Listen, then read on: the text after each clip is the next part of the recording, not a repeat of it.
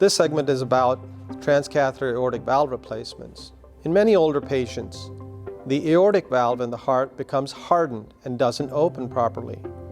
As this valve becomes smaller and smaller, the heart has to work harder and harder to pump the blood forward. Many of these patients start to begin to have symptoms of shortness of breath, chest pain, lightheadedness, and dizziness. The normal valve is about the size of a quarter. Many of these patients have a valve that becomes about the size of the top of a ballpoint.